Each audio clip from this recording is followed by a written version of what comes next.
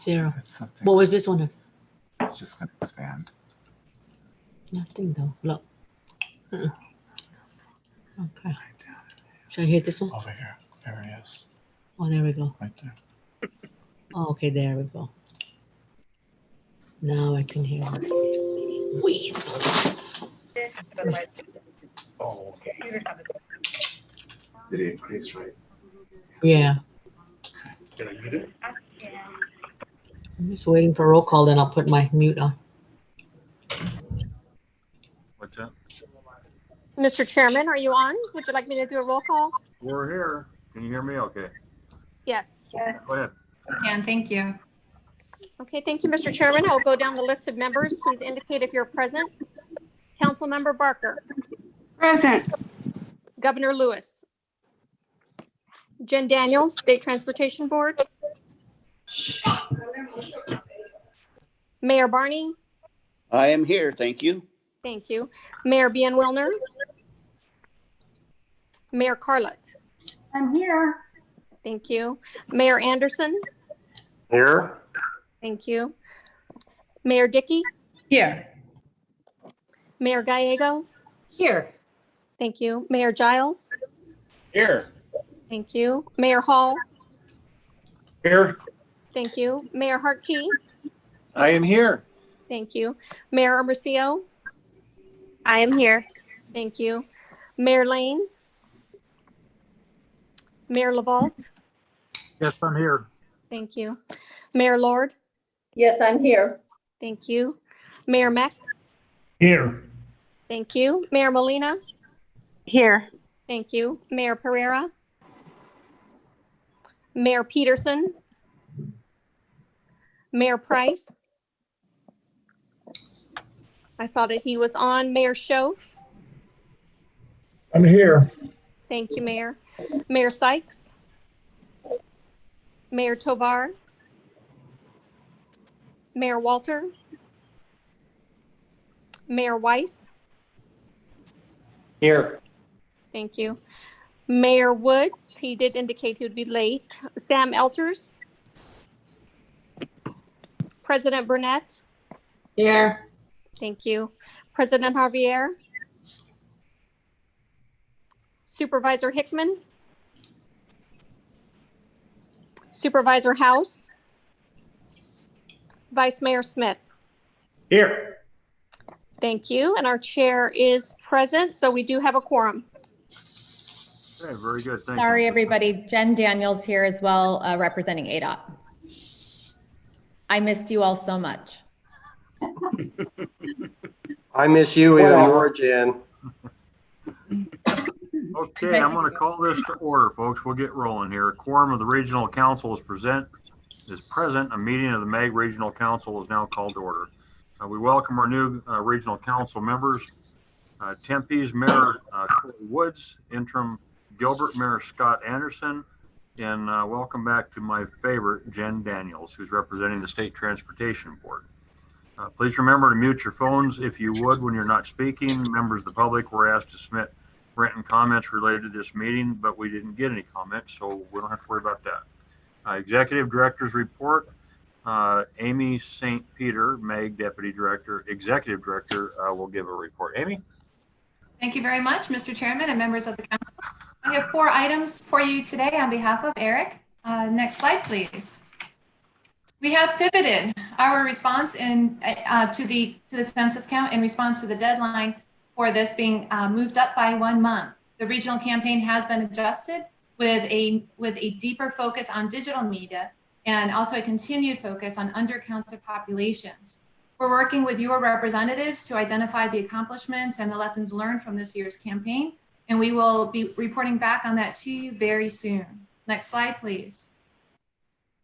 These are the current response rates as of this month. We will provide a report on the final response rates after the census count ends shortly. In the meantime, though, please do let us know whatever we can do to assist you in ensuring a complete count in each of your communities. Next slide, please. This is part of MAG's annual Safe Routes to School program, but this is the first time that the training was offered virtually. When students are able to return to school in person, we want to make sure that they arrive safely. We had more than 200 participants in this virtual training. We appreciate your assistance and participation in this very important event. Next slide, please. A recording of this training will be available online in both English and Spanish to ensure that people can access this information throughout the year. If you have any questions on this, please do contact Margaret on our staff and she'd be happy to help you. She does a great job of spearheading this effort on MAG's behalf. Next slide, please. In all of our communities, older adults face significant challenges to access transportation services when they can no longer drive. Historically, some foundations have been a bit hesitant to enter into this work for a variety of different reasons. And so working with grant makers in aging, we've developed this toolkit to encourage foundations to support transportation programs and to offer tips and tools to support them in this work. This toolkit is available online right now on the Age Friendly Arizona website. And after today's meeting, we will be sending out a press release about the toolkit, as well as a second cohort of communities who will be participating in the incubator. We're very thankful to the Weinberg Foundation and to FHWA for providing support on this effort, as well as a variety of partners statewide. If you have any questions on this, please do let me know. Next slide, please. And last, we honor the life of Mike McQuaid. He was known to and deeply valued by many of us. Mike was a committed leader in ending homelessness who created many, many change, and thousands of people have moved from the streets into their own homes because of Mike's efforts, and particularly in the Human Services campus. This summer, tragically, he was one of many who lost his life to COVID. We remember his contributions and his commitment to community as we carry on his legacy. That concludes my presentation. If you have any questions, please do let me know. I'd be happy to assist. Thank you very much. Okay, Amy, there were some other folks talking at the same time. Were you finished? I am finished. Mr. Chairman, thank you very much for the time today. If there's any questions, I'd be happy to take those. All right, questions for Amy? All right, very good. Okay, approval of the consent agenda. Next item is just that. Items 3A through 3H are on the consent agenda. Any member of the Regional Council have any questions or request a presentation on any of the consent agenda items? Hearing none, can I have a motion from someone to approve the consent agenda? So moved, Kevin Harkey. Mayor Carlott, I'll second. Mr. Harkey made the motion. Kathy Carlott seconded that motion. Is there any discussion? Hearing none.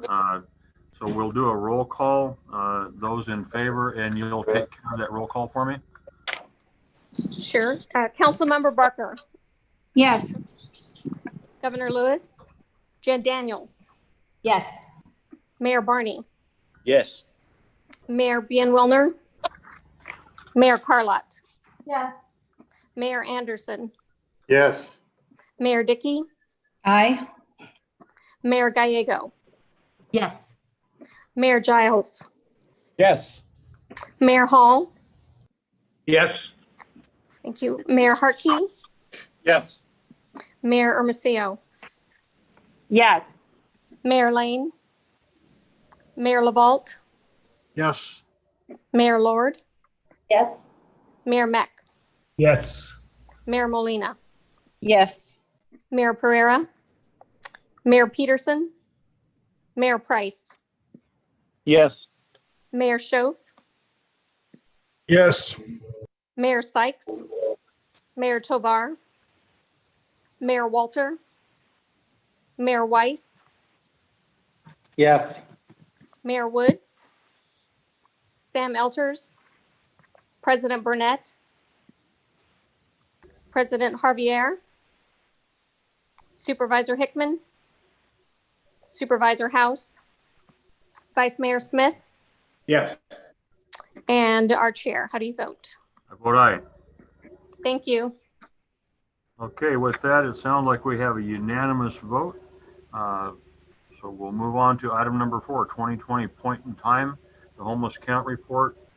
Sarah Kent, MAG Human Services Planner, will give this presentation. Sarah? Thank you, Mr. Chairman and members of the Regional Council. I am honored to present on the 20 point in time homeless count. My name is Sarah Kent, and I'm the Human Services Planner with Maricopa Association of Governments and the Maricopa Regional Continuum of Care. With your agenda materials, you should have received the full 2020 point in time report as well.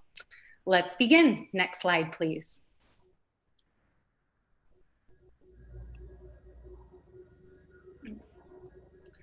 The point in time homeless count is an annual street and shelter count that determines the number of people experiencing homelessness in Maricopa County during a given point in time. And the point in time that I'm referring to was January 28th, 2020.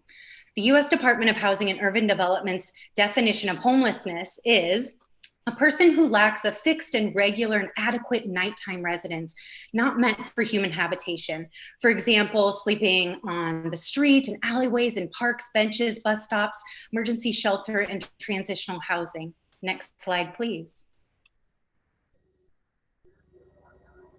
Why is point in time count so important? Well, the PIT count is an important source of data on homelessness, and it's reported to Congress as part of the Annual Homeless Assessment Report, or the AHAR. The PIT count is a primary source of unsheltered homeless numbers and helps to inform communities on the number of people who do not access services such as emergency shelter, transitional housing at any given point in time. Within our region, we're seeing a dramatic rent increases, therefore causing an increase in evictions that leads to an increase in homelessness. Next slide, please. The point-in-time homeless count marks the substantial increase of 11% over last year. There's a steady increase in homelessness in Maricopa County, and with eviction rates being one of the highest in the nation, as well as affordable permanent housing decreasing, our county is not keeping up with the impending crisis that is homelessness. Next slide, please. You can see that point in time count covers Maricopa County, which, as most of you know, is 9,224 square miles and comprises of 24 municipalities. Here's the 2019 map for comparison so that you can see the growth rate. Next slide, please. And now here is the growth from 2020. Next slide, please. As far as sheltered and unsheltered, you can see that 49% of folks who were surveyed during the PIT count were in emergency shelter, transitional housing, or safe haven programs, whereas 51% were unsheltered on the streets and living in other places not meant for human habitation. Next slide, please. Perhaps more troubling is the fact that for the first time, the number of people on the streets, which is 3,767, surpassed the number of people in shelters, which is 3,652. The unsheltered population grew by 18% compared to 2019. Next slide, please. 61% of the population experiencing homelessness identified as male, 39% identified as female, and less than 1% identified as either transgender or gender nonconforming. Although transgender and gender nonconforming folks are historically overrepresented in the homeless system. Next slide, please. Over the years, the ethnic breakdown of the PIT count has remained pretty much the same, with significant majority identifying as non-Hispanic and non-Latino. By race, there's been a slight increase in the white population and Black or African American population, and a slight decrease in multiple races. Even though non-white folks appear to be a smaller percentage than their white counterparts, Black and brown folks are historically overrepresented within the homeless system. The Maricopa Regional Continuum of Care is in the process of working with racial equity consultants to address these disparities. Next slide, please.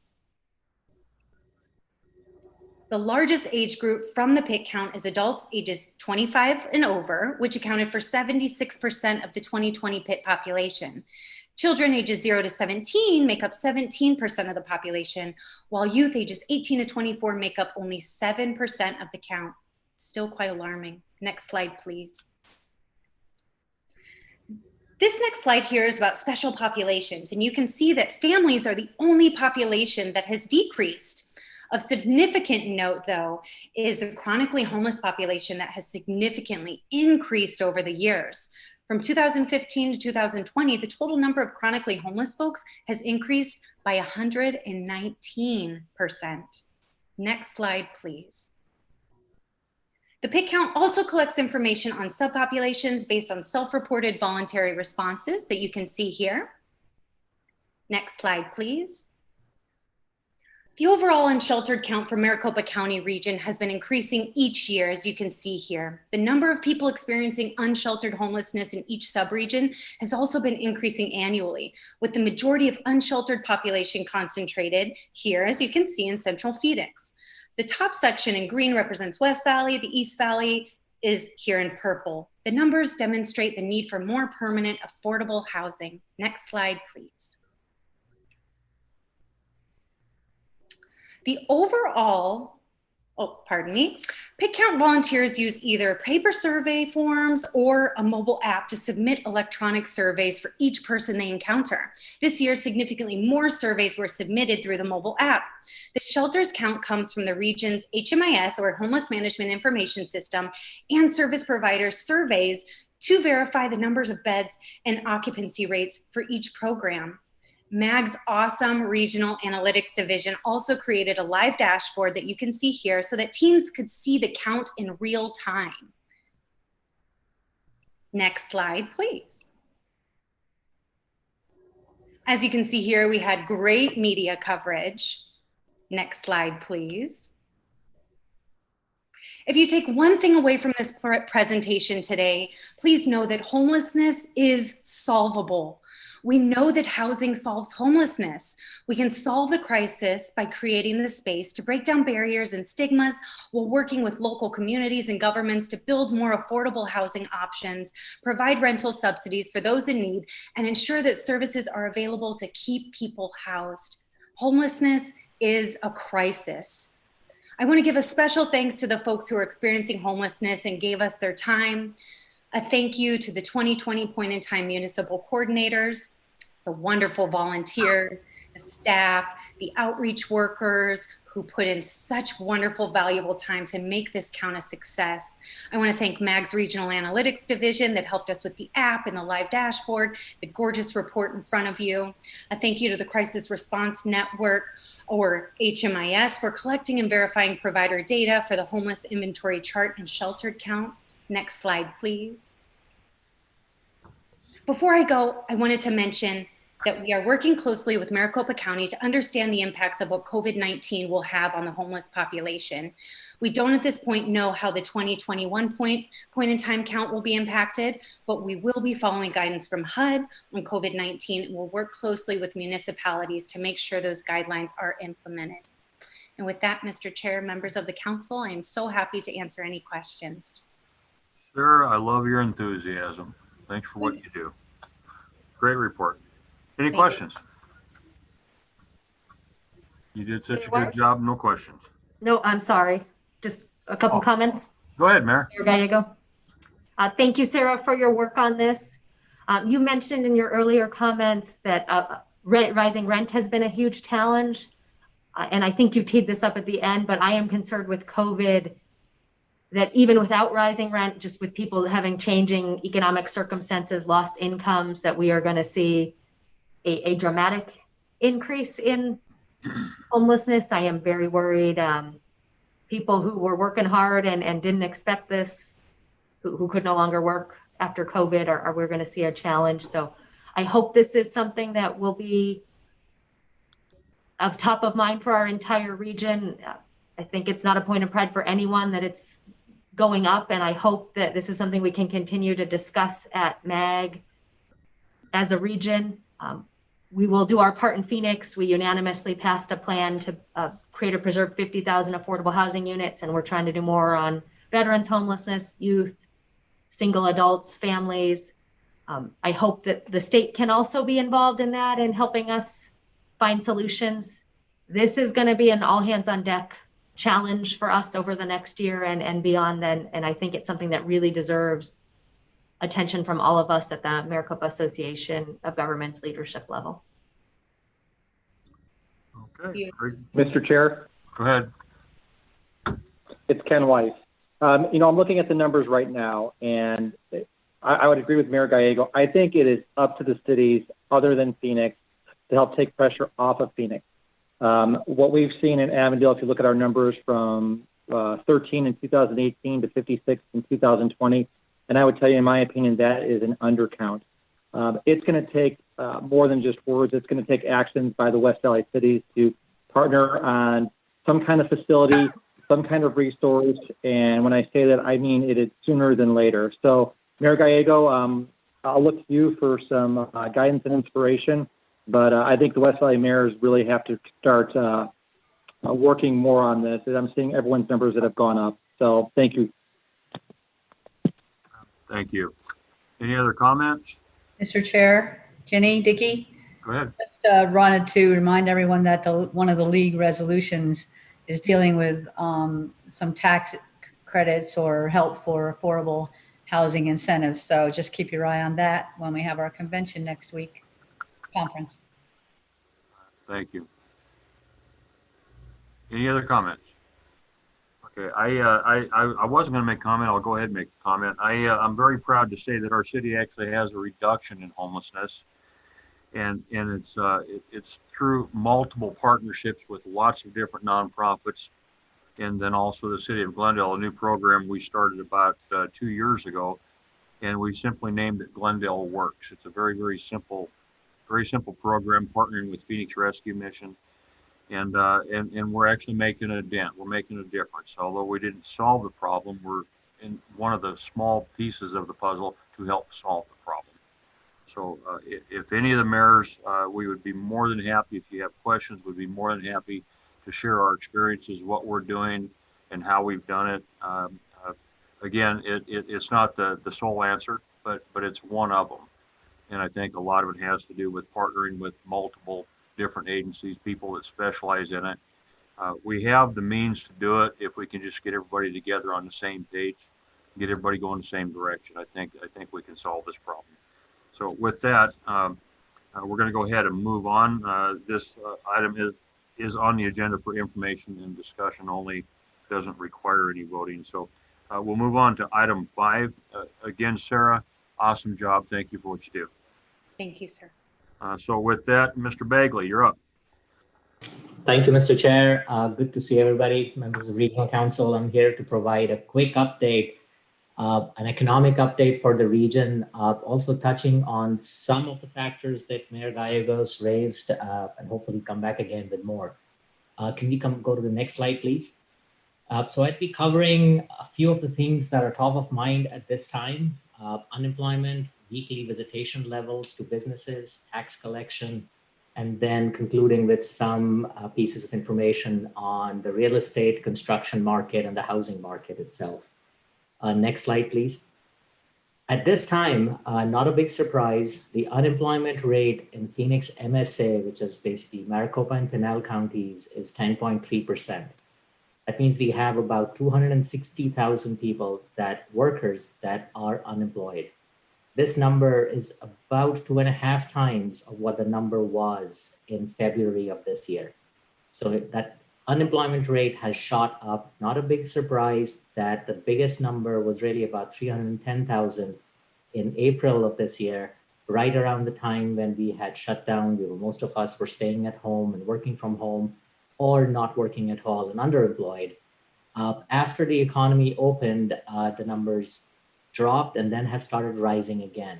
One of the pieces of data that MAG staff has been collecting, working with Arizona Department of Economic Security, and we had released that, and it is sitting on that website, that web link, is the initial unemployment claims. We are continuously collecting that, and as time proceeds, definitely you're seeing this trend not increase as much. So that is a positive sign, but still it is very concerning that about 10% of our workers are unemployed at the time. Next slide, please.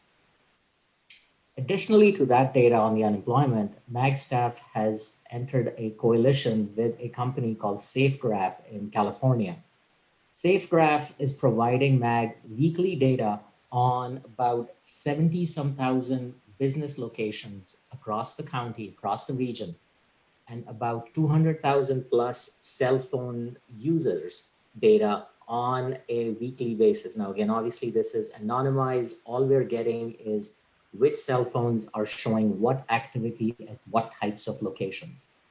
This is an extremely interesting data set, because what this does is in real time, as good as real time, we are able to look at trends in business performance and what we are expecting to see going forward. We have a number of charts available at that link that is there, but the current set of analysis I'm going to be showing is for the week of August 10th. So it is about a 2-week lag. Next slide, please.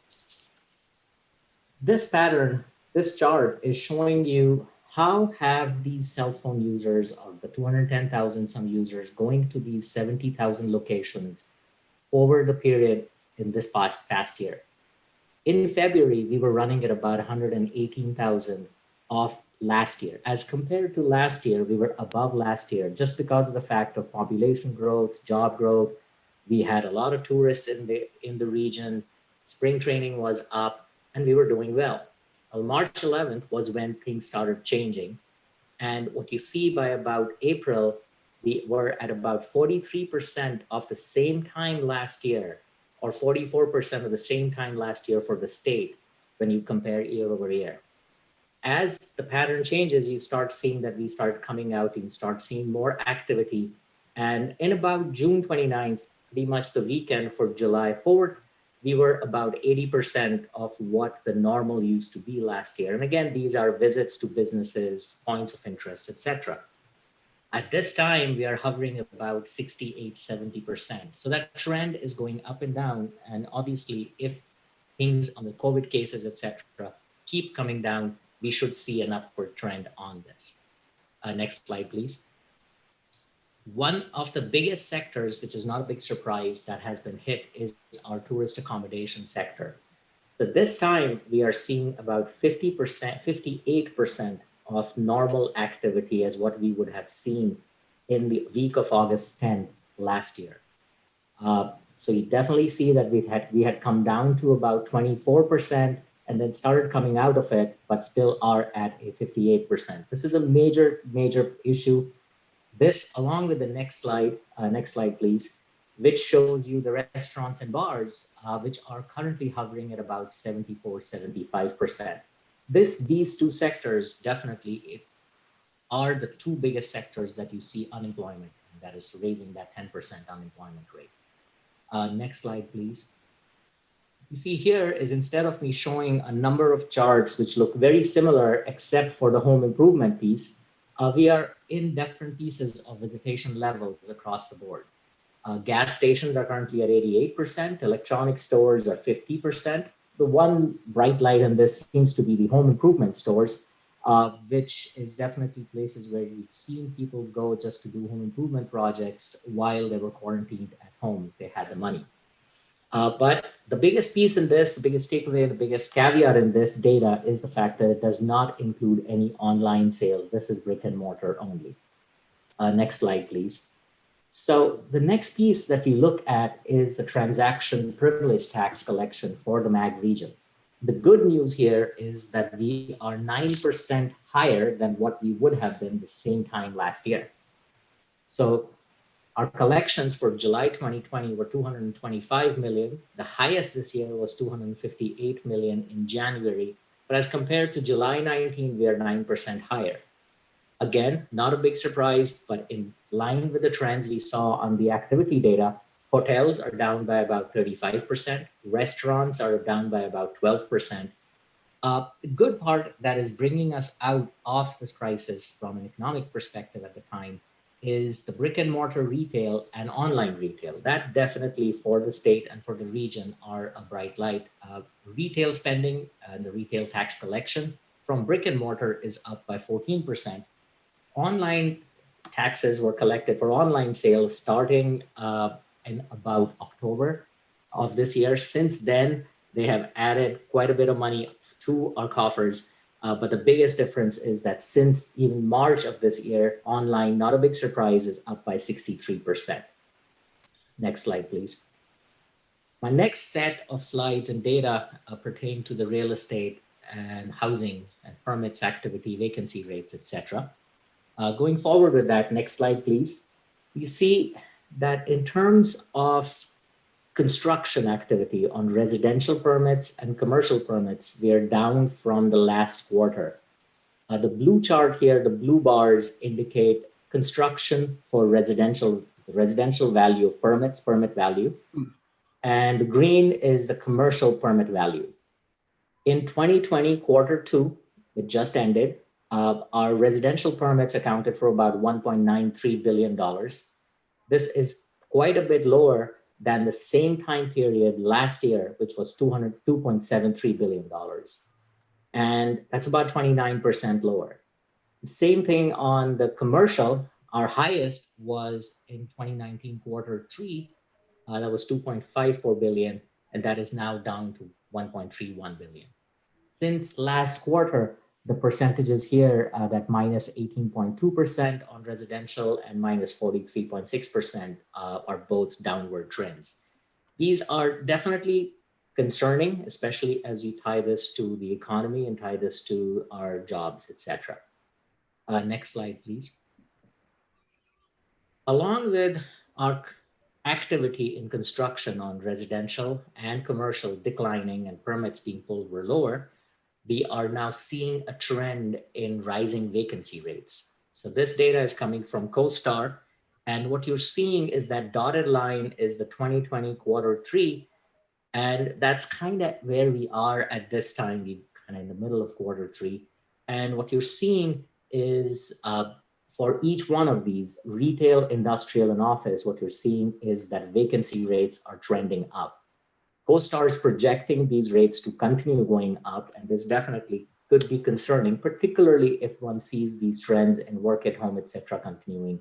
And it would be interesting to see what happens with that, the office vacancy rates itself. Next slide, please.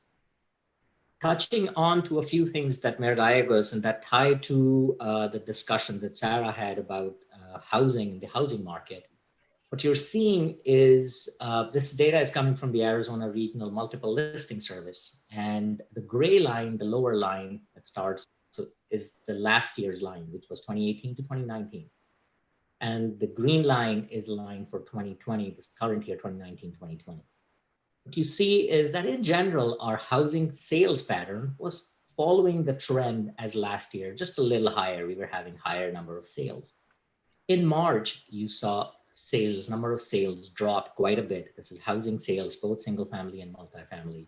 They dropped in March and continued till that drop until July, which was a big month. July had a sales of about 10,303 housing units in this region, which was the highest ever in July in the recorded history by ours. Next slide, please. Not only are you seeing housing sales happen, you're also seeing the housing inventory decline. Not a big surprise, but not a lot of people are currently in the market to sell their homes. And so our current housing market, the number of homes for sale is down by about 27% since the same time last year. It's at 13,006. That was the number of listed homes in July. Next slide, please. This is the more concerning part, along with the price, along with the number of inventory that's not available. But in the past 1 year, since July 2019 to July 2020, our housing market, the sales, median sales have gone up by 13.5%. So in Maricopa County, which is the green line, our median housing sales price in July 2019 was $285,000. Today, as of July, this number was $325,000. The listing price is generally about 3 to 5% higher than that. So this is extremely concerning in terms of the rate of increase that you're seeing here. Next slide, please. We also have data by zip code looking at what has been that change in price, that median price since last year. Green is where you had all increases. White is generally where the areas did not change much. That was within plus minus 3%. The goldenrod, yet orange colors are where it declined, but most of those declines were really because of the unit mix. So instead of single family sales happening, you had condo or multifamily sales happening. But the greens are the ones, the darkest greens are areas where you had price increases within the last year of about 25% or more. The lower light greens is about 10 to 25%. So most of this region saw a housing price increase of 10 to 25% in the past year. Next slide, please. That's the final chart for the day. That's showing you the number of evictions that we get on a monthly basis in Maricopa County. And this is coming from the justice courts. On average, we see, for economic reasons primarily, about 6,000 evictions per month. And this data is from June 2019. It goes up to June 2020. In March this year, we got that eviction moratorium. And since then, that number of evictions definitely has dropped to about 25% of what that normal was. This moratorium expires in October of this year, October 31st. The question really will be, how does this change? Going out of that moratorium, are these households able to stay in, or does this get us a glut of evictions and causes us other housing related problems that we are currently dealing with? That ends my slides. Next slides, please. Just wanted to give some final thoughts. In general, the trends on the economy seems to be positive, but again, I'm saying this as an, putting on that economist hat, is that we are cautiously optimistic. Obviously, everything depends on how we deal with the COVID cases and how our economy opens. One of the other pieces that MAG staff has been working on is a housing affordability analysis, both from a perspective of residents and of workers. And we're happy to bring that forward to the committee next month if there is interest. Mr. Chair, that concludes my presentation. I'm happy to take any questions. Thank you, Mr. Bagley. Questions from the membership? Yes, Mr. Chair, Kate Gallego. Go ahead. Could you tell us a little bit about what we know about the people who are buying homes and from where they are moving? Mayor Gallego, that's a great question. We have been evaluating that. Unfortunately, the multiple listing service and the sales data does not track where these folks are moving from. So we don't really have a good handle. I would have loved to kind of answer that because we've been looking at data to see where they're coming from. We'll have to wait for another piece of data for another 6 months, which we get in terms of address changes, and we will be able to answer that. But currently that data is not available to us. Thank you. All right, any other questions? Very good, thank you, Mr. Bagley. Agenda item number 6, an update on the development of the new regional transportation plan. Ms. Thomas. Thank you, Chairman Wires, members of Regional Council. Pleased to be with you here this afternoon to give yet another update on the work we have accomplished this summer and where we're heading in terms of the development of the next regional transportation plan and extension of Proposition 400. Next slide. I'm going to talk a lot today about really what's ahead of us over the course of the next 6 months, talking through the performance-based evaluation program and what we've already presented, not only to Management Committee Work Group this summer, but Management Committee and last week at Transportation Policy Committee. Next slide. Again, our focus today is to walk through each of these steps and how we go from an extremely large needs catalog and go from that point to a fiscally constrained investment portfolio and regional transportation plan. A lot of this work is heavily technically focused, but it's important to illustrate which each step is going to do to further refine the number of projects and programs for consideration. Today, also, I'll provide initial feedback that we have received, not only from our Management Committee Work Group, but from Management Committee and last week at Transportation Policy Committee. But I think we'll first start with revisiting the revised vision and goals. Next slide. Originally presented to you back in May and June earlier this year, the draft vision and ultimate goals have been refined based on the feedback you provided. Very little change here to our vision. You'll see we're endeavoring to establish a sustainable, resilient, multimodal transportation investment program that connects people with opportunities to prosper and thrive. And we'll do that through 6 goals. Next slide.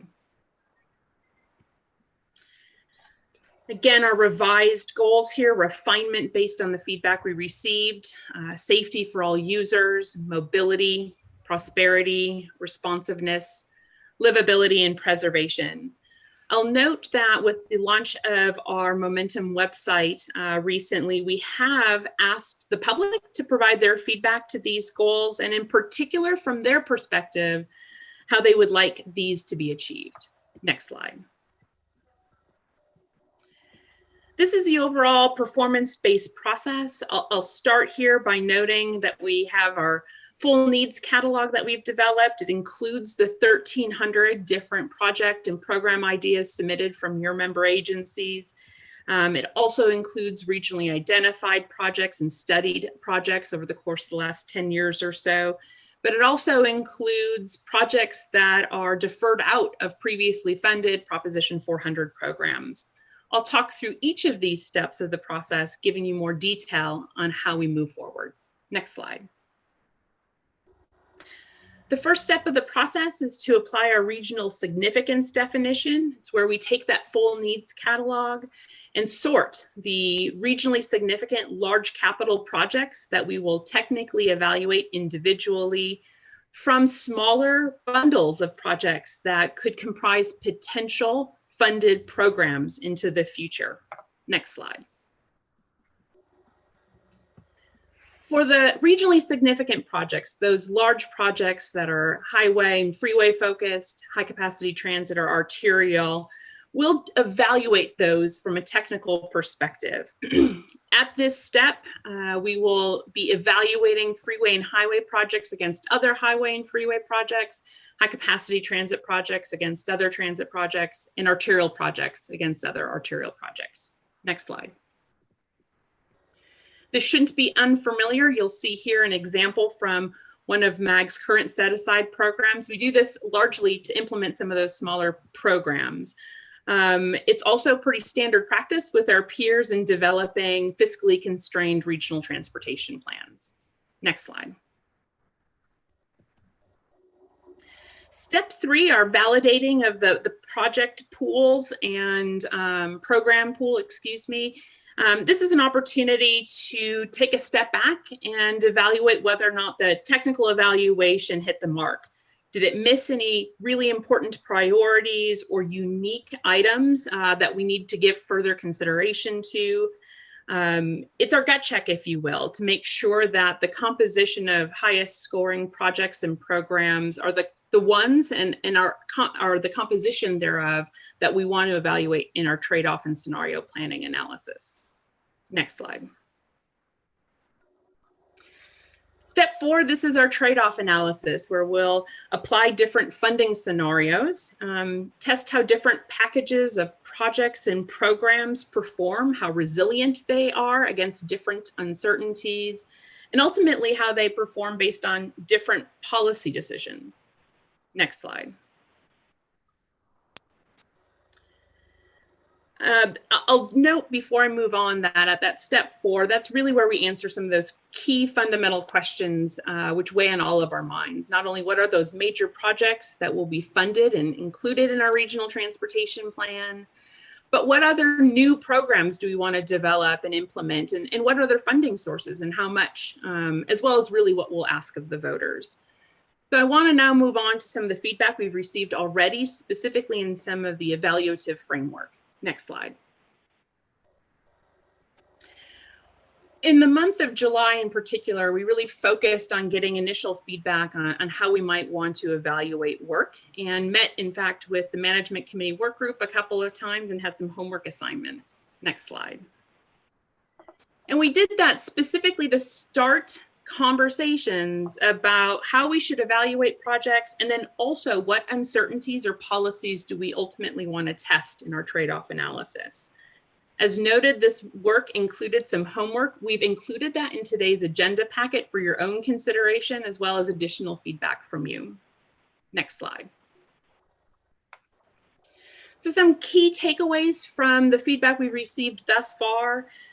The goals of mobility, safety, and prosperity seem to rise to the top in terms of a higher priority. This was echoed again last week in our Transportation Policy Committee. And what you'll see in the following slides, there's real application for those priority goals as well as criteria when we do project level evaluation. Ultimately, there weren't any huge gaps in our identified project evaluation framework. And moreover, I would say simple emphasis to priority criteria that really will leverage better outcomes or desired priorities, if you will, when it comes to our 3 critical modal categories. Next slide. So taking a step and looking at each of those three categories, when we're looking at evaluating freeway and highway projects, what we've heard thus far is that there's an emphasis on prosperity and mobility goals, connecting to existing and future employment, resolving known bottlenecks or areas of congestion. But we've also been offered, the need to identify and connect to future residential growth. The observation to potentially leverage multimodal applications in our freeway projects, or even being innovative and using technology as part of a responsiveness aspect. I would say that the weighting here seems to favor our mobility, safety, and prosperity goals, as I had already indicated, specifically when we're evaluating freeway and highway projects. Next slide. Regarding our arterial framework, lots of feedback that safety is paramount to evaluating projects, and specific emphasis on including our pedestrian and bicyclists as well in this evaluation, acknowledging again prosperity, that future and existing connections to employment, but again, also considering complete street considerations underlying that importance of active transportation feedback we've received already. And again, recognizing future residential growth as part of our evaluation. Here, our weighting again seems to focus around safety, mobility, and prosperity, but you'll notice here that we have received feedback that acknowledges, especially here in our arterial project evaluation, that consideration of maintenance and preservation needs are important. And I think this again illustrates the diverse development pattern that we have here within the region, and why this program moving forward will be a little bit more complex. Next slide. Regarding our high capacity transit evaluation, we heard loud and clear that the importance of potential ridership really grounds evaluation for transit. Again, a unique aspect to evaluating transit investments relative perhaps to roadway projects. We continue to work with our partners at Valley Metro in this endeavor and feel strongly that we're heading in the right direction. Next slide. We did receive other feedback on some of the goals, and as well as steps 3 and 4 that I wanted to share with you. A lot of support for application of our livability goal in our programmatic review. Notably, lots of support for anchoring a robust active transportation program, continuing that investment that's already been made here in this region, as well as continuing our air quality programs. Lots of support, if you will, under our livability goal there. We did get some other feedback about things we may want to consider in step 3, that gut check where we make sure that the identified highest priority projects and the composition thereof is appropriate. Suggestion that we consider investments that have balance across the region, that potentially historic or legacy projects receive extra consideration or priority, and then potentially the opportunity for jurisdictions to weigh in and identify their highest priority project. Regarding our scenario planning and trade-off analysis, a suggestion that high capacity transit projects should be evaluated and whether or not they're in locally adopted plans with local funding sources assigned to them. Also, a recommendation to consider alternative funding options, projects that may be able to leverage private sources or other funding revenue that would better enable that project's development. Next slide. We also received some feedback that comes later in the implementation stages of our work, but wanted to capture and share it with you. Certainly a common theme we continue to hear is this emphasis on flexible programming, the ability to respond to change, especially as things are happening so quickly. In terms of project development, some recognition that some of our larger projects have secondary impacts to infrastructure, such as collector streets when there's major highway projects. Consideration for additional aspects that are of regional priority, including safety countermeasures. Of note here, this region's top of mind with wrong-way drivers on our freeway facilities.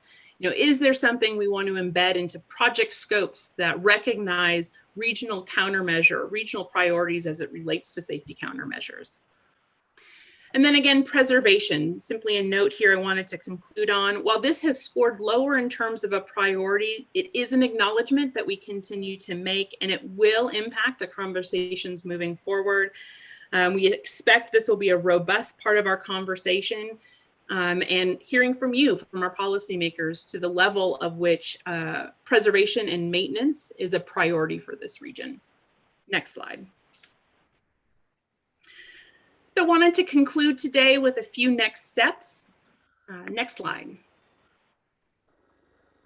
First, I'm happy to announce, as mentioned earlier, we have launched the Momentum website. We encourage you to share this with your constituents, as well as help us build our social media following. Particularly given the pandemic, we're going to be leaning heavily on electronic forums and online forums to engage and communicate with the public. We're prepared and ready to be able to use this to host meetings, town halls, provide polling or question opportunities for direct feedback, as well as bring the public along for this planning process. We have communicated with your communication staff already. Please let us know if there's any more resources that you need to help include this as part of your own social media packages. Next slide. Finally, I want to end on key deliverables that we have forthcoming. If there's anything I want you to walk away from today's presentation with, is we have a significant amount happening in September, including deliverables that are really important to future conversations. First is our peer region analysis that, amongst other things, will provide you information on a comparative analysis of other peers and their revenue sources and amounts. We'll also be delivering our regional needs catalog with the applied regional significance. That's step one in the process. And it will sort out the projects that we've identified to be scored individually, those large high capacity projects, from bundles of potential future programs that we're going to need your direct feedback on to identify which are the highest priorities for this region. We'll need feedback on whether or not pavement preservation is a priority, commuter rail is a priority, emerging technology and set aside funding for new innovation is a priority, public art and landscape. There's a myriad of these programs for which we'll be articulating in early September. That's a really important point in this process for which we'll need your direct feedback on. You'll see a third item here listed at the request of Management Committee. MAC has been working directly with Management Committee Chairwoman Arundel to develop policy framework where we've able to document some of these ongoing policy questions that will not only impact the development of the regional transportation plan, but of course inform the extension of Proposition 400. We have distributed drafts of those documents to Management Committee already with the intent to discuss and further refine those draft documents at our September 9th Management Committee work group. Continue to encourage you to work in partnership with your own managers to ensure that those draft documents capture your reflections adequately. And we're here certainly looking forward to your feedback as well. We will be distributing them to the larger policy committees after that September 9th Management Committee work group meeting. And then in late September, really digging into what we think is going to be one of the fundamental policy issues ahead of the development of the regional transportation plan. And that is, what is our regional vision for transit? We're going to be targeting initial conversations in late September with our Management Committee work group to start talking about what our regional approach should be to bus transit. What is the region's role in funding transit? What are local communities' role in funding transit? I also want to take note that included with your agenda packet today is a second memo. It contains some information on the roles and responsibilities of transit policymaking and planning in the region. This is in response to some questions that we have received over the last months, and we hope that it'll provide more clarity, a little historical context, as well as reference material to state statute and our programmatic agreement. So that concludes my presentation, Chairman Wires. I'm pleased to hand it back to you for further discussion and certainly would entertain any questions or comments. Thank you very much, Ms. Thomas. Questions? Chairman Wires, Kevin Harkey here. Go ahead, sir. Thank you. I don't mind. I'll probably be saying this every meeting, and so I'll just get it out. It's, you know, good work, first of all, and I appreciate all the work that's going in this. And I'm putting on my political, not partisan, but just political hat. And my statement is I know for us to pass this, everyone, whether they live in Gilbert or Buckeye or Phoenix or Cave Creek, they need to feel that there's a direct benefit, and to be able to prove this, as people will be contributing tens of thousands, if not more, of dollars into this over the next time, and communities will have their residents delivering hundreds of millions of dollars over the span of this next one. So it's to me, I'm just always, that's a hat I'm looking on as we develop these. It's what's going to be in it for a resident in Chandler or Gilbert or Buckeye or Goodyear or downtown Phoenix as we look at this, and what's going to compel them to say, I'm willing to invest this half cent, 3/4 cent, whatever cent because I see a direct benefit. And that at some level sounds a little selfish per individual, but it's the reality is every resident in this community has a chance to vote in it. So I'm always looking at this with the hat on, is what's in it for each of our communities, that as we proceed through this process and to sell this to our communities, and as they look at this, is we all want to get this across the finish line. So thank you for the work, and that's just a set of glasses that I continue to look at as we go through this process. Thank you, Mayor Harkey. Anyone else? Mayor Wires? Go ahead. The City of Phoenix did a lot of work as we developed our city transportation plan, and we spoke with our residents. When we began the process, I thought our most compelling argument might be jobs and economic development, but as we did research, our voters cared a lot about values and taking care of everyone in the community. They cared about sustainability and livability, and so those, to me, we have categorized it under livability, which I'm not sure is the right word, but that category, our research showed, did matter to our voters. And they did also get frustrated with us when we did not maintain our potholes. So I would say preservation, if we don't do it, we'll hear about it as well. But I want to make sure, at least from the Phoenix perspective, livability is a priority. Thank you. Anyone else? Mayor Wires. Who is this? Hi, it's Corey Woods from Tempe. Hey, how are you? Oh, I'm good. How are you, Mayor? Good. Good. Good. I just wanted to actually second, first of all, thank you for, I'm glad to be part of the group. This is only my second month as mayor, so I'm excited to take a more active role here in the city of Tempe. I'm just excited to be with all of you. And you're COVID-19 free now. I sure am. Good for you. Totally back to normal. So I wanted to just sort of second, Mayor Gallego's comments as well. I do think that livability is huge. And it's just something I wanted to make sure that we weighed in for the city of Tempe standpoint, saying it's definitely one of my top priorities and one of the city's top priorities. So I just wanted to kind of second her comments. All right, very good. Thank you. Glad you're with us. Thank you, sir. Anyone else? Okay, here no one else. We don't need any information. I'm sorry, we don't need anything other than discussion and information. So we'll move on to item number 7, legislative update. Make Policy Government Relations Director Nathan, you're up. Thank you, Mr. Chairman, members of the Regional Council. I'll just piggyback a little bit off of Ms. Kester-Thomas's presentation, and that's regarding the state legislature. We do maintain communication with the legislature, particularly on this issue.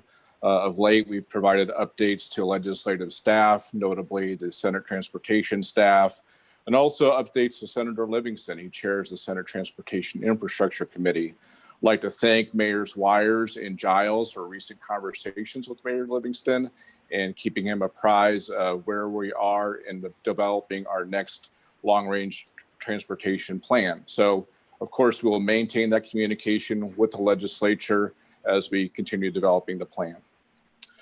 Also, Mr. Chairman, of note to Ms. St. Peter's presentation regarding the census. You saw those numbers about response rates.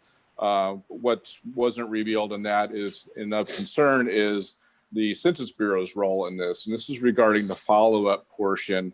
As Ms. St. Peter pointed out, the deadline has moved from the end of October to the end of September. The U.S. national average on the follow-up response rate is about 12.9%. However, in Arizona, that's 7.9%. So it's having a bit of a drag effect to our already pretty good self-response rates. Census Bureau has rolled out some follow-up measures in addition to going door to door. That includes using phone, email, setting up at groceries and pharmacies more in person, and also expanding their paid advertisement. I bring this up in a legislative context because the National Association of Regional Councils, the Association of Metropolitan Planning Organizations, and the National Association of Development Organizations, those three associations jointly have developed a letter of concern going to congressional leadership, in particular about moving this date up from the end of October to the end of September in terms of the census doing its field work and also wrapping up the self-response portion of the census, the enumeration. That letter is being finalized today. It will be sent to congressional leadership this week. Of note, I would like to thank Mayor Wires in his role as chair of the MAG Regional Council for signing on to that letter of concern on behalf of the region. So thank you, Mayor Wires. A few other items of note on the federal side, the Southwest Tourism Expansion Act, for those of you who've been around a while, been reporting out on this one. This is the border crossing card effort. Those visitors from Mexico who have a border crossing card, meaning they've been screened and vetted, they're allowed to travel about as far as Tucson currently. This effort started some years ago, 6-7 years ago now in this region. And the idea is that these Mexican visitors can travel statewide in Arizona.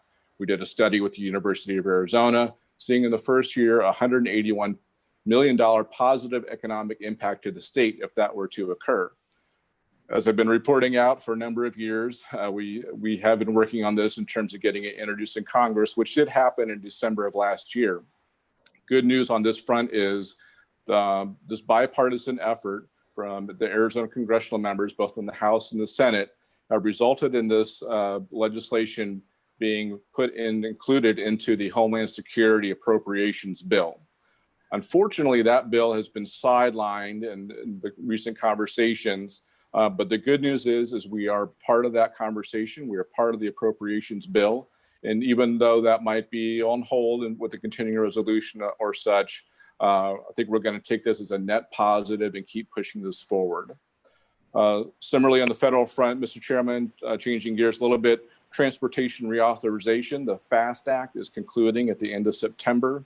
Similarly, with all the politicking going on this year, an election year, we are anticipating that will probably be under a continuing resolution as well. We will continue to track that. And finally, Mr. Chairman, in recent years, MAG has been developing what we call the MAG policy principles. These range from very specific legislative issues to more broader roles and responsibilities of MAG. That has been under draft development. We are planning to roll that out in the September meeting timeframe among the policy committees, and then come back in October to hopefully get recommendation and ultimately approval of those policy principles. So more to come on that front. Mr. Chairman, that concludes my presentation. I'm available for any questions. Thank you, Nathan. Questions for Nathan? Hearing none. Okay, well, we're going to move right on. And again, information discussion only on that item. That leads us to a request for future agenda items. Anyone with the council have any items that they'd like discussed in future agenda? Hearing none. Comments from the council. Do we have any announcements from the membership? Hi, Kathy Carlett. Go ahead, Mayor. I would just like to wish you a happy birthday. Thank you for spending this day with us. Thank you. Thank you. Yeah, not bad for 75, right?